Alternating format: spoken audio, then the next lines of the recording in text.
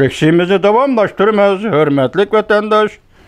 Bugünkü İslah 2022 yıl 6. ayının 11. günü emdiki mavzumunda.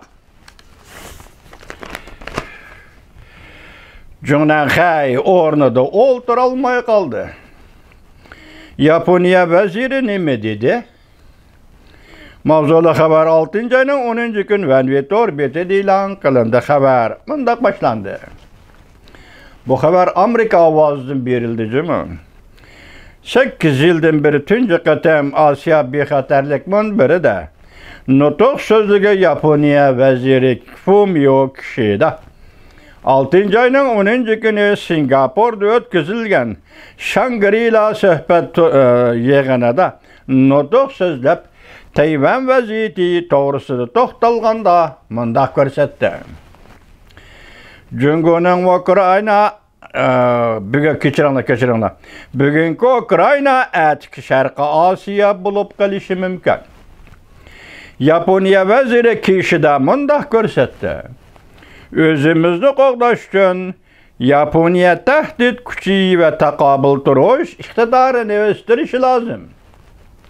Kishida vezir Yaponiya veziri Kishida ve va'da berib mındaq görsetdi.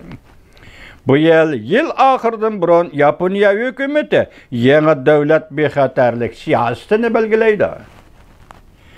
Çünkü Kompartiyasının Hindi Tinch Okeanı rayonidagi xaraslarga ve Çavşanның yadro tahdidiga taqabul turdi.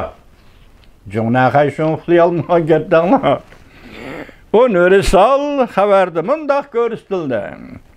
Ötken yıl hakimiyet senesiga çıkıp kelgen Yaponiyanın veziri Kishida 30 minutdan artıq nutuk sözlep bundaq ko'rsatdi. Rossiyanın Ukraynaga tajovuz qilib kirishi xalqaro tartibning asoslarini tavratdi. Dünya hozir bir ochiq yo'lga kelib qoldi. Kishida nutuk so'zlaganda garchi Cungo Kompartiyasını uçaq aşkara tanqid qilmagan bolsumu, lekin nutukning teguvchi Cungo Kompartiyasının Hindi Tinch Okeanı rayonida paydo qilgan xiraslarga qaratilib, bu xirasga qarshi turadigan bir qator taraflarni e'lon qildi. Fumio, Yaponiya veziri Fumio Kishida, Yaponiya veziri yana mındaq ko'rsatdi. Yaponiya realizmli diplomatik siyaset davriga kirib keldi. Bu Tokyoning 2. Dünya urushidan keyingi tinchlikparvarlik siyosati bilan oraliq saqlash deganlikdir.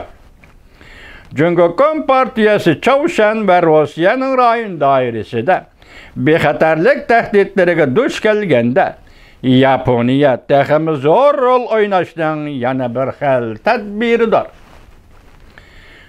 Leksiyanın xabardan mağzi müşahede cuma vatandaşlar. Rossiyanın Ukraynaga tajovuz qilib kirishi Yaponiyanın Cungo Kompartiyasi Tayvanga tajovuz qilamdi deydigan ansirashlarni kuchaytirib o'tdi. Yaponiya bundan burun Cungo Kompartiyasının Tayvanga tajovuz qilib kirishi Yaponiyanın mavjud bo'lib turishiga tahdid soladi deb ko'rsatgan. Yaponiya veziri Fumio Kishida nutuk so'zlaganda mundaq ko'rsatdi. Men bir kuchlik sezgi ichida qoldim. U bo'lsa bugungi Ukrayna atki Sharqi Osiyo deydigan sezgidir. Kishida, Yaponiya veziri Kishida mundaq ko'rsatdi.